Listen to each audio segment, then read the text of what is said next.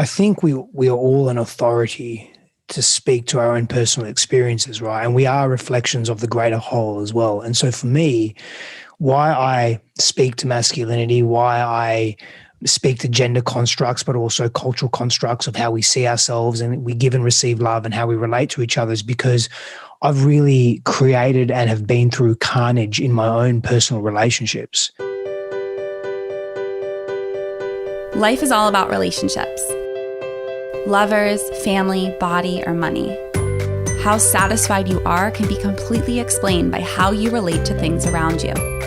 This is Sophie Jaffe, and together with my husband, Dr. D. Jaffe, we are here to explore and teach you how to maximize your relationships and achieve a happier life. Let's get ignited.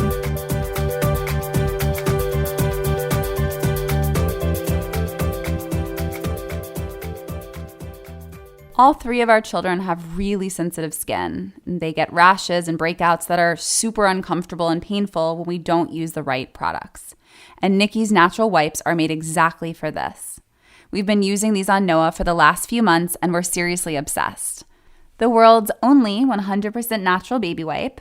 They are infused with the moisturizing and antimicrobial powers of organic coconut oil, which you know I love. And they also use Manuka honey essence, which is antimicrobial and anti-inflammatory. These were created by two parents desperate to alleviate their newborn son's endless battle with diaper rash. Now their more natural, clean, and pure solution is helping thousands of parents around the globe, including us. Nikki's gets rid of harmful chemicals like parabens, known irritants, and allergens, and has earned Nikki's natural wipes one of the highest certifications from the Environmental Working Group. They contain organic ingredients, none of the chemicals that can typically be found in traditional wipes, and harness the power of nature to help protect your child naturally. We seriously love these, and so does Noah, which is really the most important part. Yep, and we are so excited to give our listeners an awesome code to use. Go to nikkis.com, that's NIKIS.com, and get 20% off by using the code IGNITED2021. And that is IGNTD 2021 at checkout. Hello, everybody, and welcome to this episode of the Ignited Recovery Seekers Podcast. I'm Dr. Adi Jaffe, and I'm here with a conversation that it's been a little while since we've talked about on this Friday episode of Ignited here, and that is masculinity. And I've got Stefanos with me, who's another really great guy who's trying to do work in the field in ways that embody this new version of masculinity, right? We talk about toxic masculinity and the Me Too movement. We talk about cheating, porn, early experiences in childhood of what it's like to be a man growing up with these specific kinds of expectations. And the reason I think this conversation is so important is I deal with a lot of men who struggle with sex addiction. And I think the stuff we talk about here today is at the core of those struggles. And then obviously, we also talk to a lot of women who are in partnership with men who have this version of what the apex, what the best version of a man is like, that can sometimes be really problematic when you're trying to create intimate relationships. And so there are so many amazing topics that we regularly go through at Ignite that we end up touching with Stef. But I think what you'll see is having the man-to-man alone conversation about this gives us a lot of room for understanding where is it that we're trying to go? What does growth even look like when we're talking about this new version of masculinity that we're trying to create? And so I really, really hope that this sinks in deep. For the men listening right now, pay attention to what you want to start employing in your own life. And for the women, this is a signal for when all men could go. From the moment I wake up till the instant I go to sleep, as most of you know, my day is crazy full.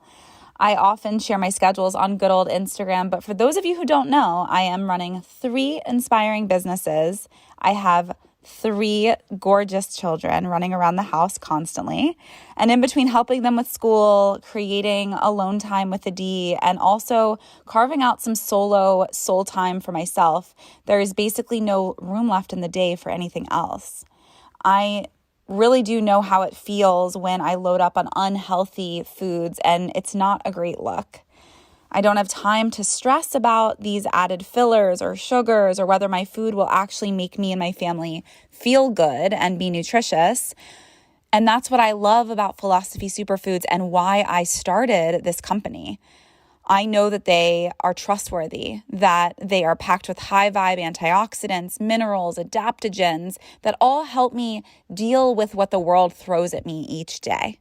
I love my life. I love my children and my jobs, and I want to be able to really thrive in all of these things and put on a bunch of different hats and roll with the punches. And Philosophie Superfoods really allows me and supports me in wearing all those hats.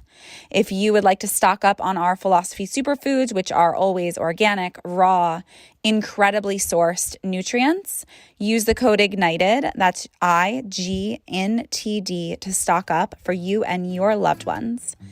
You and your body will feel so grateful for it.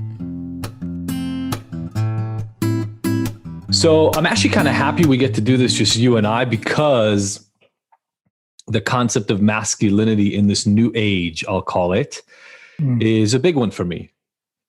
I've talked about it, I've written a couple of articles on it, and I think it's going to end up being the responsibility of men to change what masculinity, what being a man means in this new age. Yeah. You know, we've had the awakening, I'll call it, of the Me Too movement. Yeah. The card has been pulled. This old notion of what has become called toxic masculinity, but at least from my vantage point, is just us coming to terms with the fact that what men were pushed towards, what men were told was the epitome of being a man, served one gender, and that is men alone. And so it left a lot of carnage, and maybe not even men alone, traditionally kind of white men. And obviously you're Greek. We can talk about the shift in what, you know, not even all of us used to be called white men per se, right? Like I'm Jewish. I didn't used to get included in that. I'm sure coming from the culture that you came from, there may be challenges around that as well. And so what I'd love to do is really open up this conversation a little bit, use your personal stories, my personal stories. And I think this could be a really fun, I was looking at your website before, a really fun conversation that challenges all of us to create better relationships, to be more accountable, to become the best version that we can be, so that the world gets to benefit from what we are good at without having to suffer from some of the more ego-driven, less relational, and definitely potentially intimacy destroying aspects of, I'll call it, sort of old masculinity. So I'd love to, for you, why don't you just introduce yourself to our audience? Let's start with simply, you know, who is Stef? How did you get to this point? Why are we sitting here right now and talking about this new way of being? Yeah, I think we are all an authority to speak to our own personal experiences, right? And we are reflections of the greater whole as well. And so for me, why I speak to masculinity, why I speak to gender constructs, but also cultural constructs of how we see ourselves and we give and receive love and how we relate to each other, is because I've really created and have been through carnage in my own personal relationships. And that started from a very young age with my relationship to myself and my parents, and how I saw myself, lots of just violence and volatility in my environment and upbringing, and how that trauma shaped who I became as a young adult, becoming violent and abrasive myself, you know, emotionally abusive in intimate relationships, a lot of cheating and prostitution and adrenaline and alcohol and anything I could do to just avoid dealing with my stuff and dealing with the pain. I didn't know I had it per se. You know, I was in just this constant ignorance around who I was. And like most of us, if we're blessed enough, we come to a point, an apex point in our lives, where we have to choose either continue the same path and continue to suffer and be in pain and deal with it in ways that aren't healthy, such as drugs, alcohol, status acquisition, material acquisition, whatever it may be, that coming from a place of deficit or extremity or just unhealthy nature, or we make some changes and start living in a more authentic, healthy, transparent, honest ways, virtues or characteristics that we generally value more in the human experience, particularly in a social setting. It makes us more approachable and more lovable, and we can basically just bond at a very deeper level. And so I came to one of those apex points, or those critical points in my life a number of years ago, and in my early 30s, and it was just really time to shift. And I had avoided it for so long because it was so painful and it was so difficult. And I just got to a point where I just had to choose. I had to choose that the pain of not changing would outweigh the pain of change and that transformational process. And I just went all in. And I remember saying to myself, it was very, very clear, like it was yesterday. And it wasn't that long ago, but like it was yesterday, I said, I'm either going to end up committing suicide, because I went through those phases of being suicidal and all of that. I'm either going to end up in a mental hospital or a mental asylum because this is too confronting, or I'm going to move through this and one day be able to impart these experiences to others and maybe, just maybe, inspire them to know that there's a way through their pain and through their own trauma as well. And very, very blessed, I feel that it was the third path that I was able to take.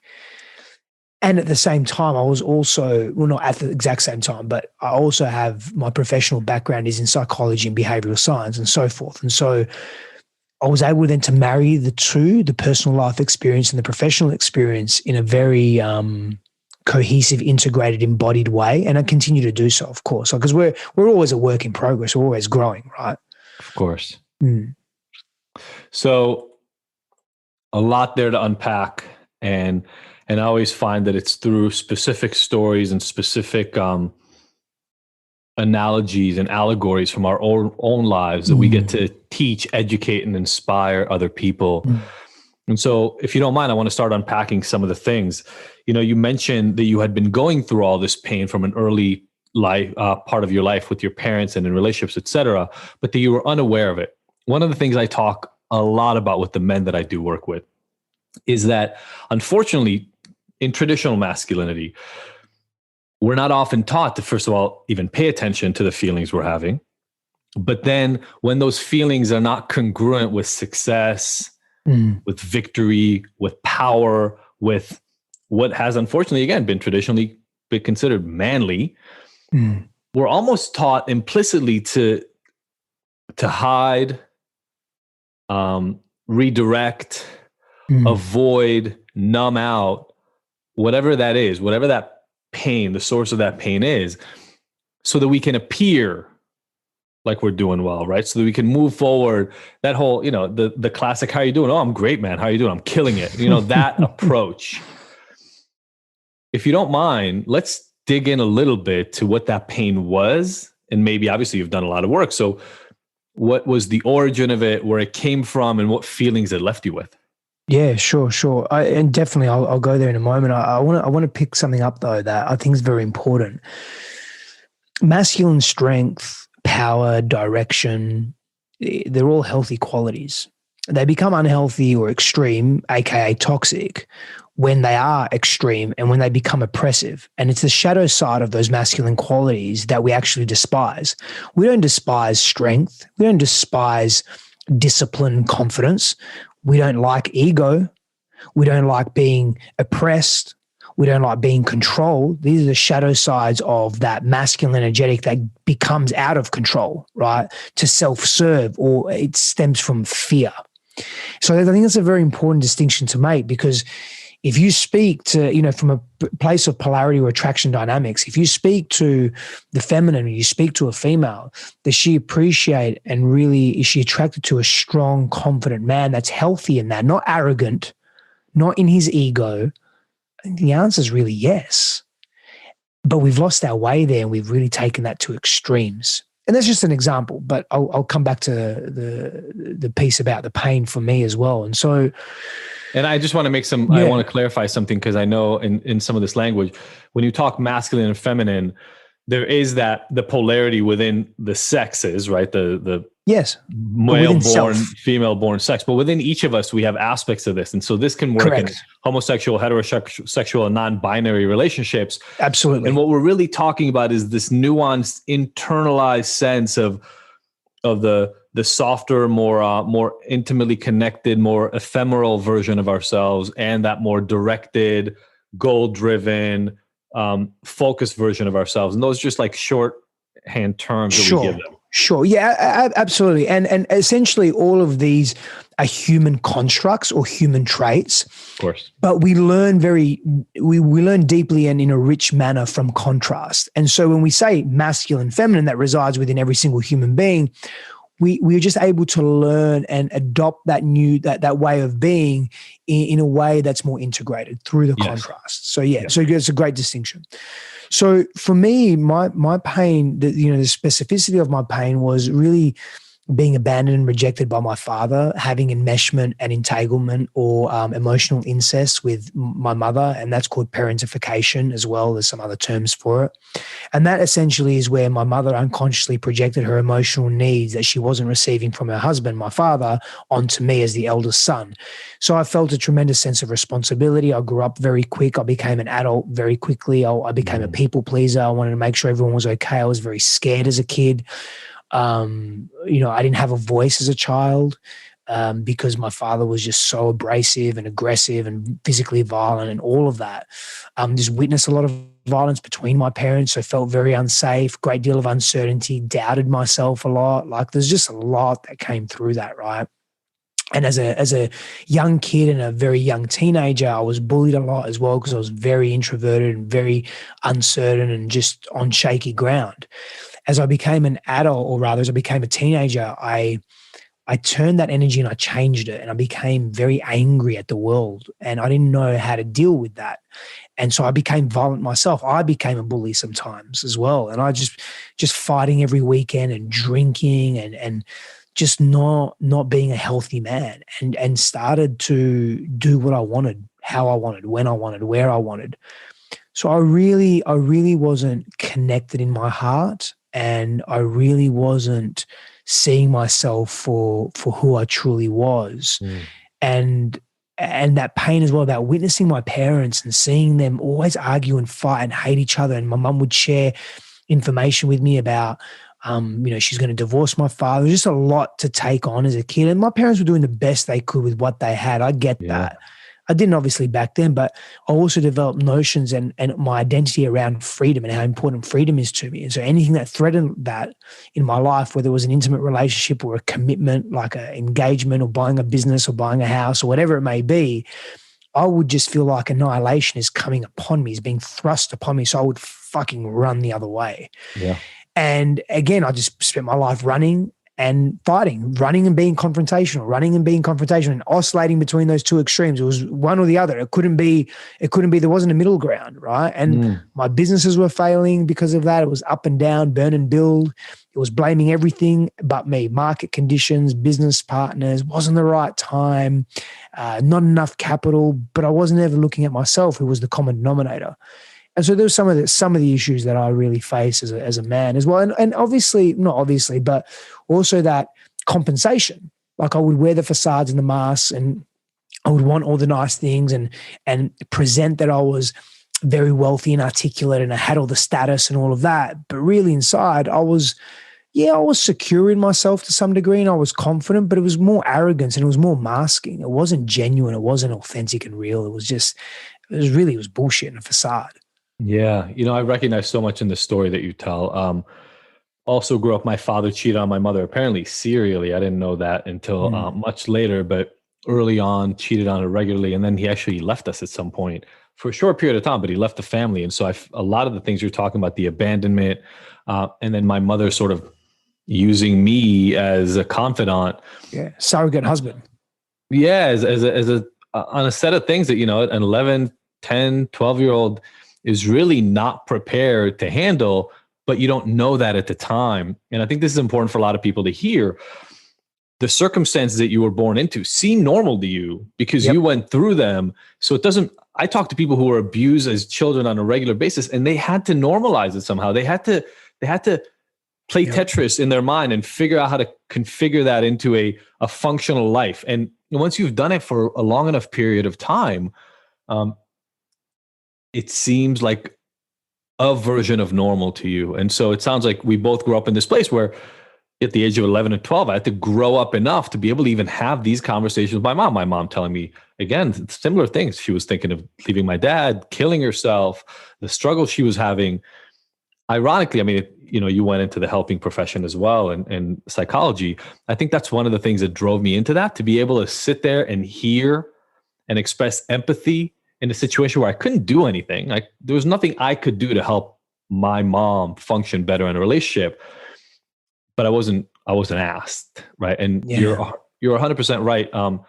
Everybody's doing their best all the time, and so are our parents. That doesn't mean there's not wreckage and things that we have to deal with. So 100%. So you ended up relying on methods to numb and on aggression and violence and ways to assert yourself, at least partially because maybe you weren't able to do that earlier on. Yes, so it was correct. I felt out of control. Yeah. So it was a way to stand up for yourself. And then it sounds like part of your story developed into having maybe some of the same issues that came up in your own household growing up that then manifested in your own relationships. Let's talk about that a little bit. Yeah, absolutely. I was just playing out what I experienced as a child because it was familiar, and because it was familiar, it felt safe. That's the simplicity of it. That's really what it was. And so I would behave in that way because it would connect me to my childhood, or connecting to maybe there's a chance that I can bond with my father, or I can bond with my mother if I play out the same. This is the way the psyche unconsciously works. Yeah. If I play out a similar situation, I can have a redo. But I was never having a redo because I was never aware of it. So I was just cycling and looping the same shit over and over again. Yeah. And that's so common to so many of us.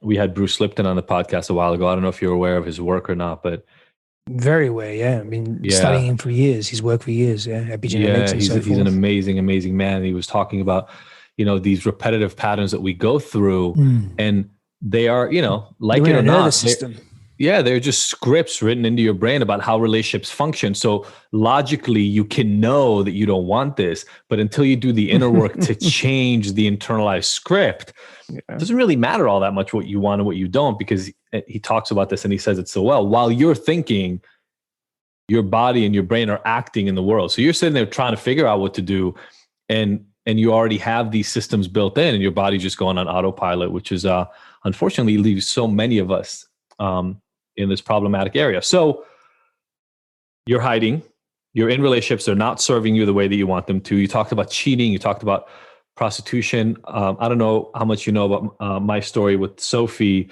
my wife, but cheating and online sex and all these avenues for me of exploring ways to kind of escape the relationship whenever it got uncomfortable, right? Things would get uncomfortable in a relationship, I would run into somebody else, quite literally. And obviously it almost completely exploded and destroyed the relationships that we had. I know some of the work that we have done to fix and correct that. That's actually what brought on the Ignited podcast at all from the outset. Let's talk a little bit about what was the time period and the moment in which you realized, oh shit, I can't keep going like this. I'm going to have to change something. About 6-7 years ago, when my partner at the time, she found out that I was cheating on her, and it really compounded from there. And that was the catalyst. That was the shame that I felt watching her in such pain, and all these old repressed memories and trauma just came back to me from my childhood. And I really, your mom. Yeah, mom, dad stuff, like everything just really, really came back. And I just knew that I needed to really do something with that. And, I was very blessed and fortunate, very grateful to my partner at that time, because, she, instead of going into her old pattern of running away, because that situation was very familiar to her for her own historical reasons, and her own childhood trauma and so forth. She stayed in that relationship, and I stayed in that relationship as well, instead of me running away too. And we stayed in it for, a good 8 months trying to work through it, but it was just too tumultuous. It was too much water under the bridge. It was too difficult for both of us. We weren't meant to be together, whatever that means, right? And that's absolutely fine. But my point is this: I say that because instead of breaking up immediately, and yes, me doing my inner work, which I was going to do anyway. And when we did end up breaking up, I just kept doing my inner work. I just kept going deeper and deeper and deeper and deeper. And I just remained deeply committed to that. In fact, I deepened it even more when she left. When we both decided that this isn't going to work anymore. But instead of her leaving immediately and me just doing my inner work and saying, yep, next relationship or the next version of me, I got to actually change with her, with the person that I hurt deeply. And I think you can understand, you can resonate the value and the power of that, right? You can resonate to that.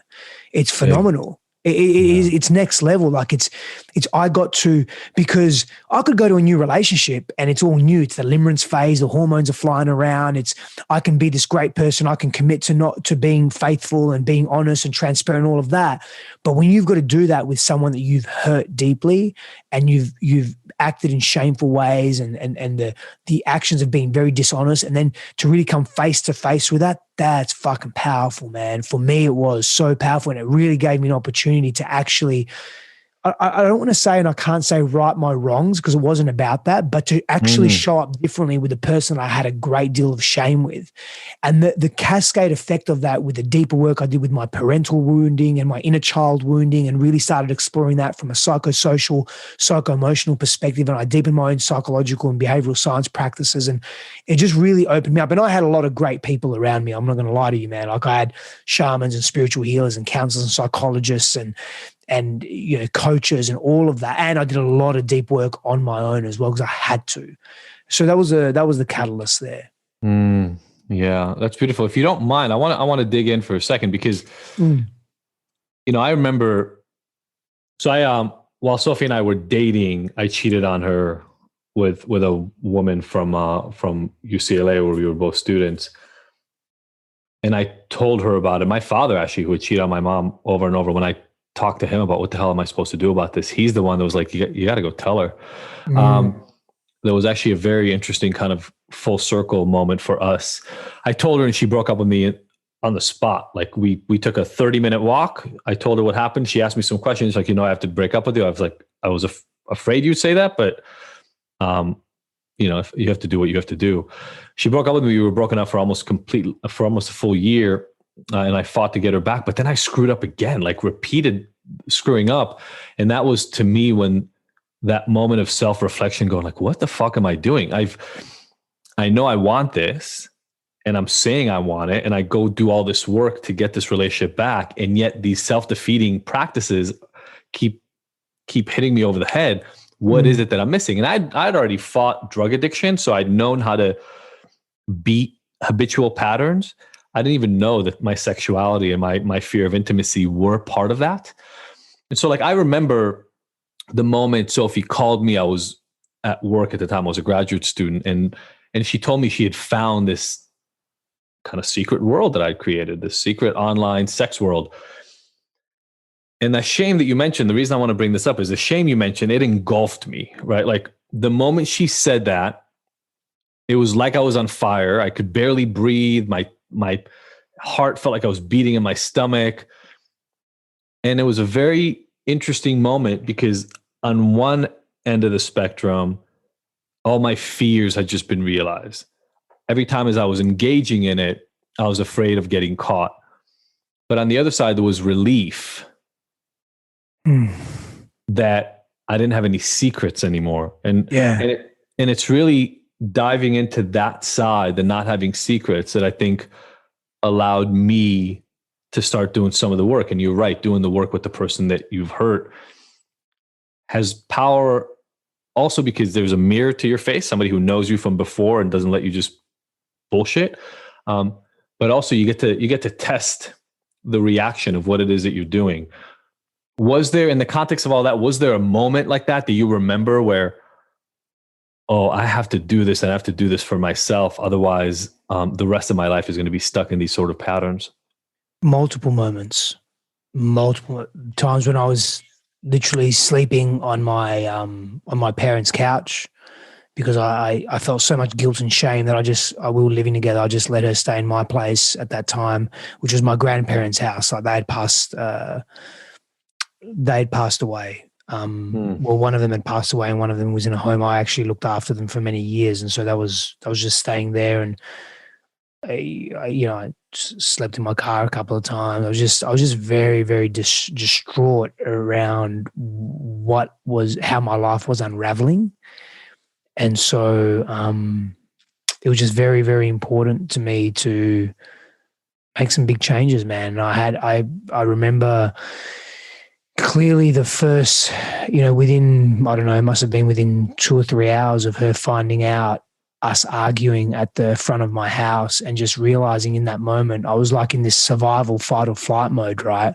But realizing in that moment, saying, shit, like I actually wanted to get caught.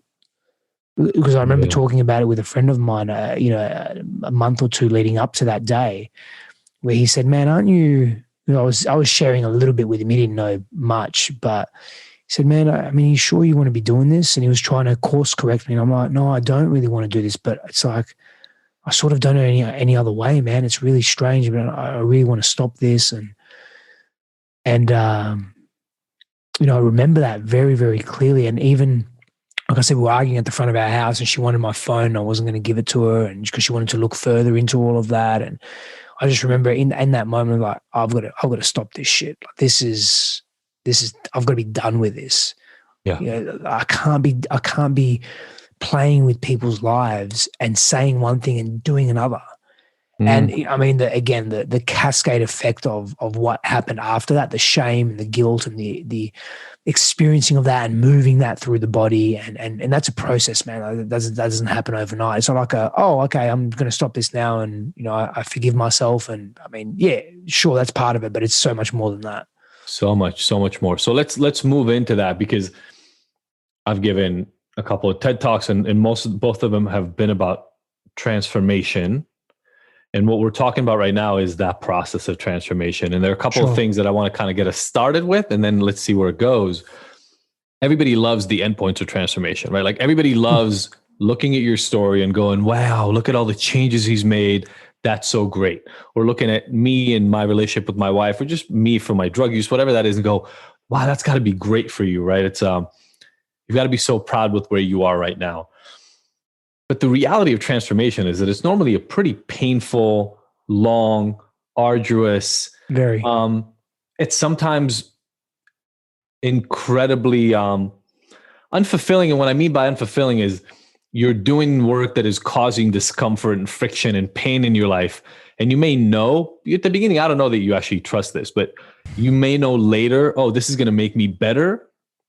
But it's like, if you're an athlete pushing as hard as you can to the point where you're about to throw up, or maybe you do throw up on the side of the field, knowing you have to go through that for the growth.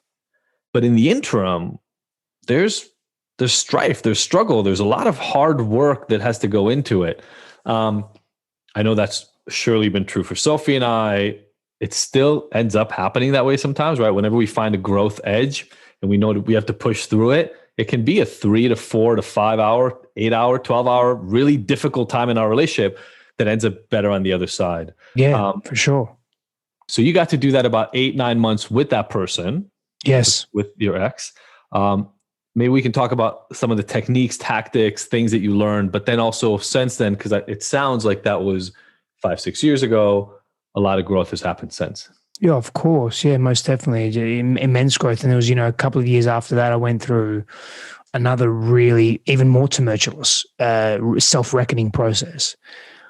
I mean, man, the tools and techniques, I can list many, breath work being one of them. And breath work was so transformative for me that I became a breath work practitioner and integrated into my practice and my coaching. When I did breath work, it must have been about 6-7 years ago for the first time. You're talking like holotropic kind of breath work? It was a combination of holotropic and biodynamic. It was her technique, but she was trained in holotropic and biodynamic breath work. It just changed my life. Like, cops came knocking on the door because they thought someone was someone called the cops because I was screaming and I was just so out of my body. It was an amazing experience, but also a tumultuous one. And I didn't understand what was happening. It was just so foreign to me back then. And man, let me be very clear. I was exposed to some really funky shit as a kid. My mum was very out there and, quote unquote spiritual and just very different. So I was exposed to funky things when I was a kid in terms of alternative medicine and alternative spiritualities and so forth, spiritual practices. So it was not foreign. That was not foreign to me in any capacity. Got it. And various cultures and wisdoms around the world. Like I've been to 70 plus countries. It's, I've been to some amazing places as well and learned from different cultures and all of that. But this breathwork just shook me up. So breathwork was definitely a modality and a tool that I used. I work with different shamans from Indigenous Australia and also from South America. Psychology, just working with psychologists, coaches as well. And again, there was spiritual healing there. Energy healing was part of that. I've done so many different things that have served me in different ways over my life, And so those tools and techniques, until you really experience them and when they're really resonant with that timescape and that space that you're in your life, that's when they really have maximum effect. It's like my friend, I remember Clint was just saying, you got to go see this lady, man. She's here from Europe, this breathwork thing. It's phenomenal. I'm like, okay, I'm in a lot of pain right now, so I'll try anything, Mm-hmm. And it just blew me open. Is this the Groff kind of method or? It was her technique, and she was schooled in many different, and I am as well. I'm schooled now in various modalities, and I integrate my own sort of flavor into all of that.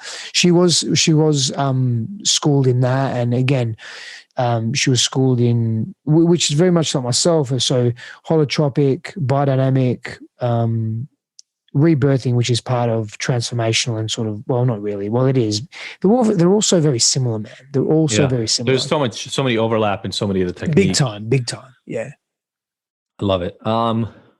Okay. So as you're starting to go through this, and we talked about the, discovery, just one example, right? Just thinking of the fact that as you're doing this self-work, you're doing a practice that makes you scream in a way the cops get called. Yeah, it's real energy being released from the trauma, being released from the nervous system, and it's unconscious because I'm unaware of it. I'm not making links and connections in that moment. But later, of course, I'm able to, and making the links and connections later, there's something deeply healing about that because now we have something tangible to work with and work through, and with proper guidance and proper processes, whether it is self-reflective practice, meditative breathwork practices, whatever it may be, psycho-spiritual tools, you're able to work through that and create a new reality for self, through very deliberate ways of thinking and being in the world, which does then change your physiological constitution, the way your nervous system is wired and the way you function at a cellular level, right? That's essentially in some part epigenetics. Yeah, absolutely. Mm. And so now, a lot of what you do is impart those lessons onto other people. And again, right, I always find that it's the personal stories and the personal connection that gets us.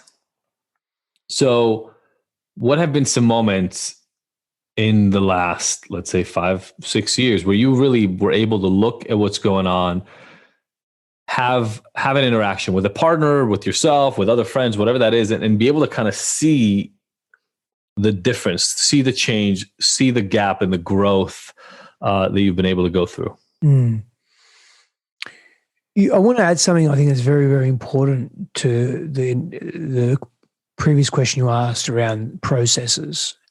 We can have all the tools and processes we want, but unless we are met with loving presence, with empathetic resonance and a safe container, those tools and practices don't work. So I was very blessed to surround myself and have people in my life that really saw me in a non-judgmental and compassionate way, that met me with empathetic resonance and loving presence, something that the ancients have been doing for thousands and thousands of years.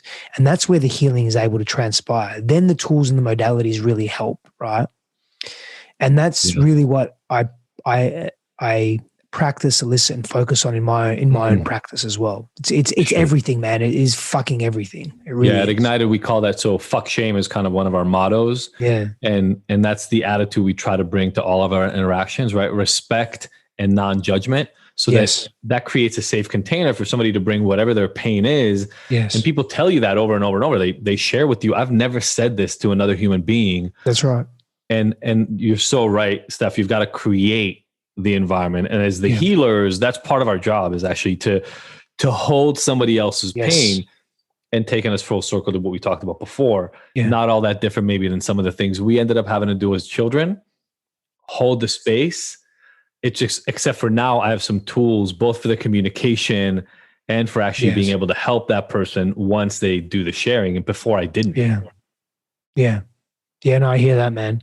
But to answer your question about what was one of those moments where I recognized, wow, some growth has happened, this was probably a couple of months before. So this must have been, I don't know, maybe 4 years ago or something, 3 years ago, 4 years ago, something like that. Maybe, no, more. 4 years ago. It was a couple of weeks or a couple of months before the next big immersion that I went into of pain, right, and self-discovery. I was with my partner at the time. This was a new partner. And we were together maybe a year. But it was a very honest relationship. It was a beautiful relationship. There were obviously complexities there, but because we're not together. But it's a very honest, transparent relationship. And we were doing some work, some tantra work with a friend of mine, a practitioner. And he was asking us some questions, like really getting to the root and the depth of, who are we together? And he asked her, I remember this very distinctly. He asked her, are you 100% committed in this? Are you all in this relationship? She said yes. And he asked me, and I said no. And I said, I'm 99% in, but I feel I'm still working through stuff, but I'm very clear that I want to be with you.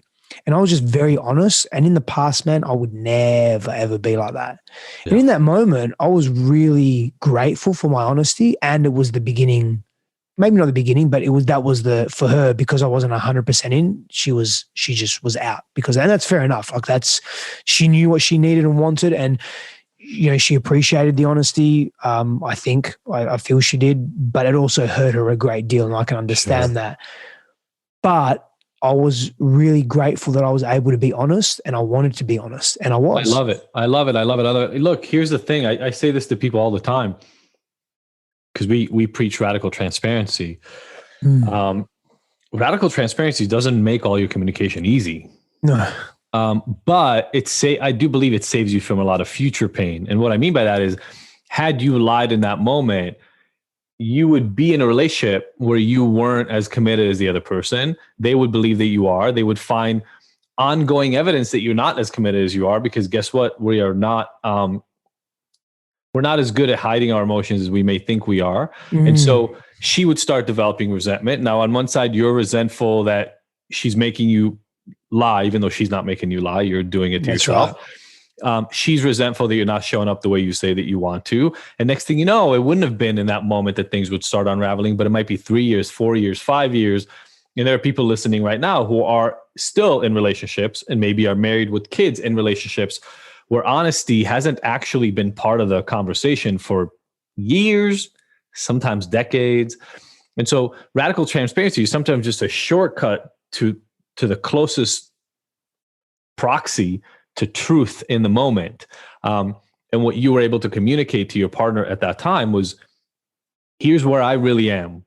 You get to do it that way you want, but I'm not going to lie about where I really am in order to pretend that I can give you what you need. And that's what I used to do. And then just go behind my partner's back and do what I wanted, and keep the peace. So I've also had many, many moments where these things come full on. And one of them for me was always about distraction, like sexual intimacy, distraction from my partner.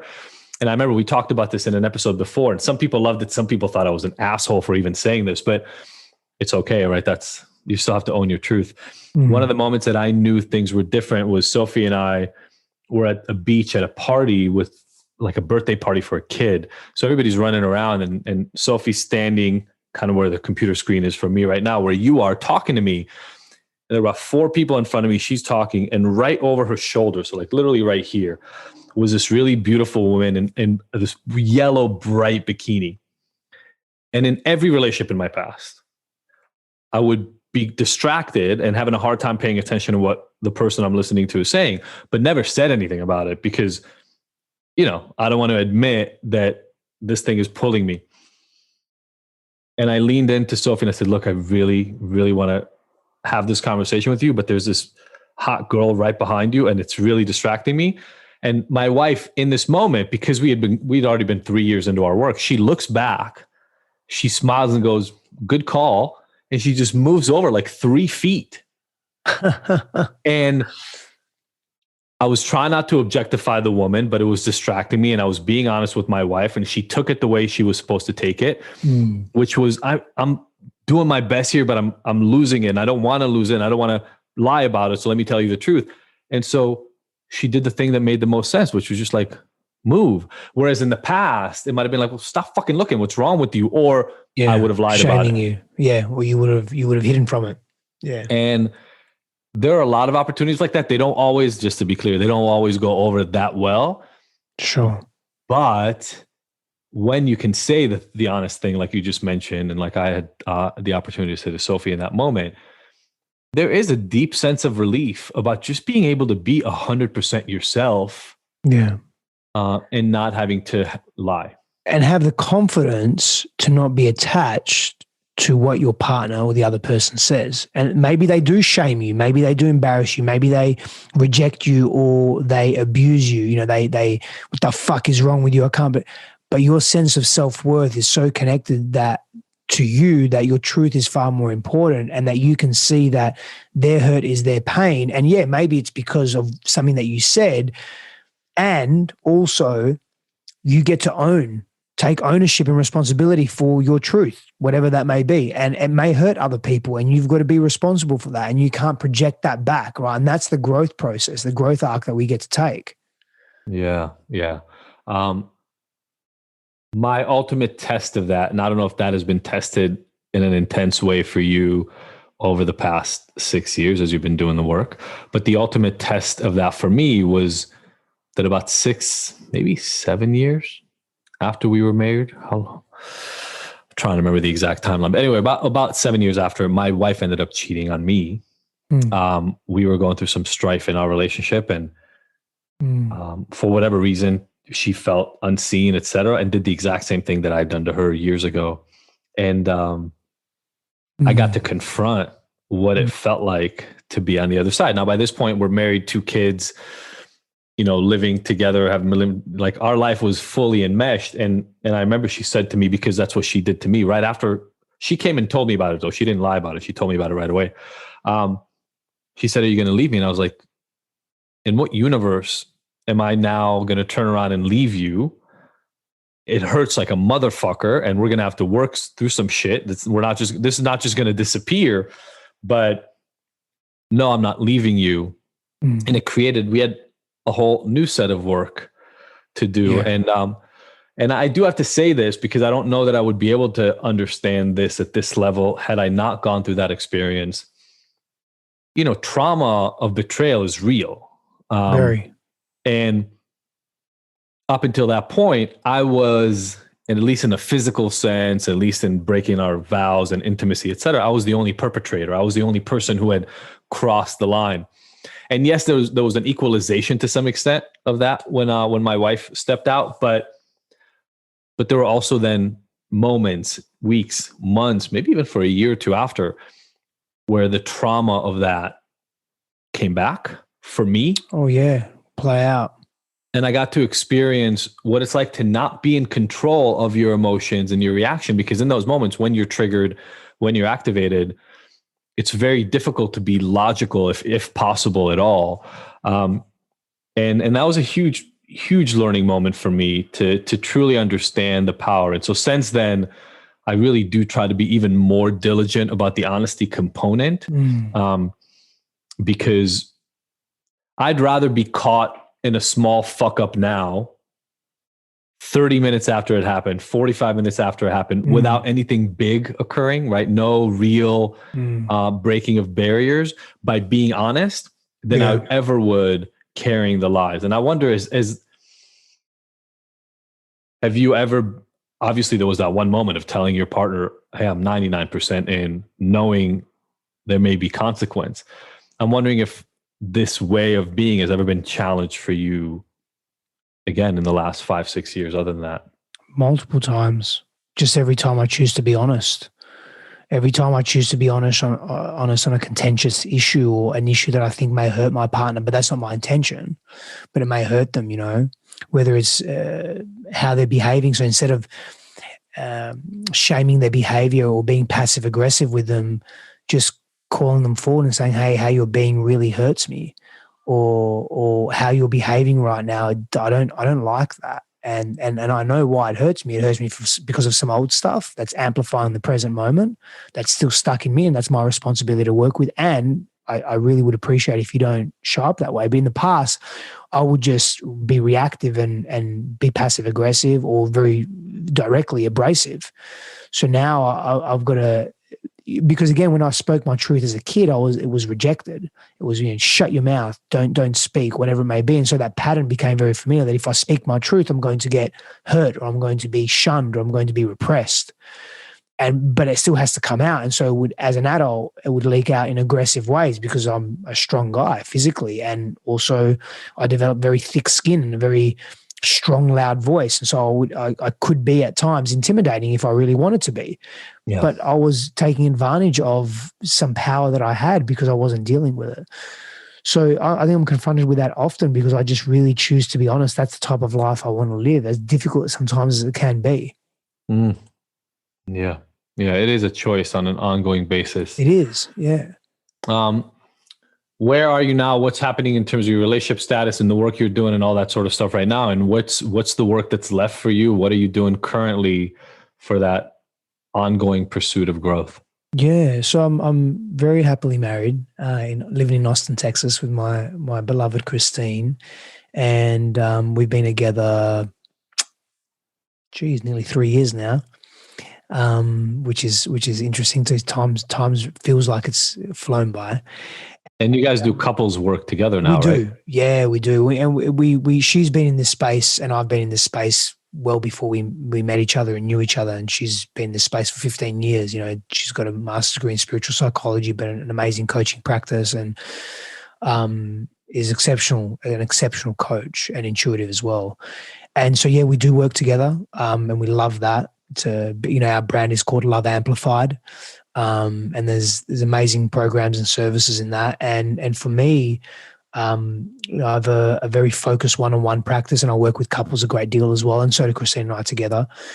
A lot of amazing things going on. But for me, my growth, man, is just continuing to expand my edges. Just keep taking myself into the discomfort. Not because I'm a glutton for punishment, because I just know there's just something to learn there and take from that, right?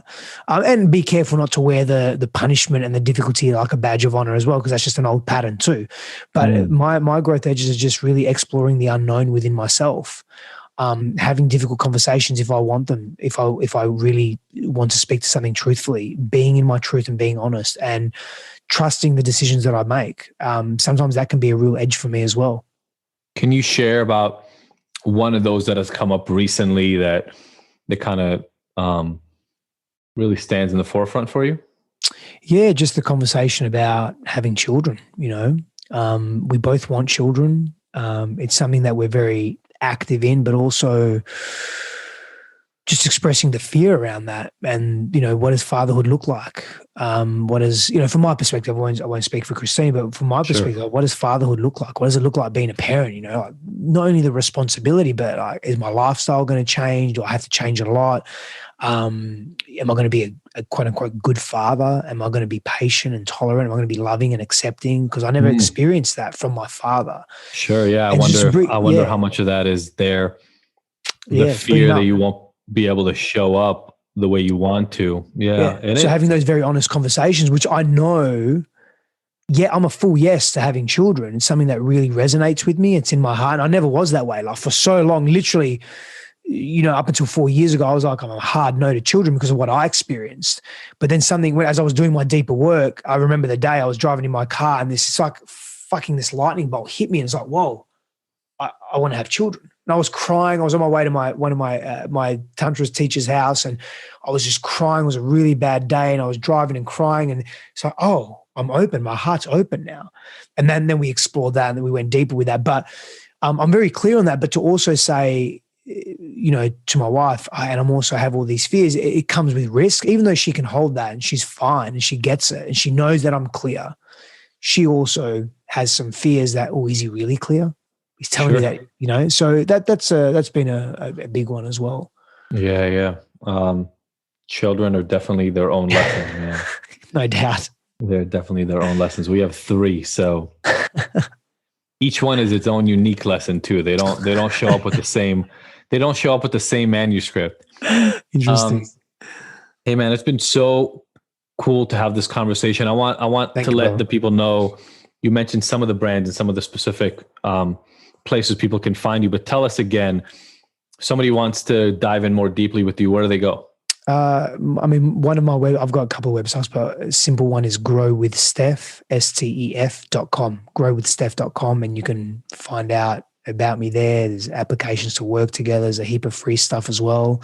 And just, on social media at Stefanos Sifandos. I love it. I follow you. I now follow your wife as well. Wonderful. Thank you. Yeah, I think it's always really great to give people, look, in the end, everybody needs an expander, a model, somebody that they can resonate with, and a path that they can follow. And it's so great. I really do hope that more, I feel like women have been on the forefront of this for many, many years now. Yes, and hopefully us men are catching up. I believe we are. Yeah, being able to serve as positive examples. And thank you so much for being willing to be open and all the work that you do. So many people are in Austin now. Sophie and I keep talking about the fact that I swear we're gonna go to Austin and just spend a couple of weeks doing dinners and interviews and conversations with people, because there's so many good people down there now. It seems like a wonderful. Yeah, it's a good community, solid community. Yeah, absolutely, man. Really great to meet you. Likewise. Thanks for coming on Ignited. For everybody listening, do what I always ask you to do. Take a screenshot right now and let us know what resonated with you. Tag Stef, tag me, tag Ignited and Sophie, and just give us your lesson. Somebody will read the thing you grabbed, the thing you held on to from this conversation, and it'll bring up something in them that will resonate, and will give them the help. So do that, share it with us, and we'd love to see your feedback. Thank you so much, and see you next week. Thank you, everybody, for listening to the Ignited Podcast. We were so happy to have you along for this ride. Please go and subscribe to this. Leave us a review. We love hearing from you. And if you want more, don't forget to go to ignited.com, where all the podcast episodes are available with show notes and so many of the little details and links from each one of these interviews. And you can look at all the future events that we have going on, all the things that make Ignited so special, even beyond this recording. Again, thank you so much for joining us. We will see you next week.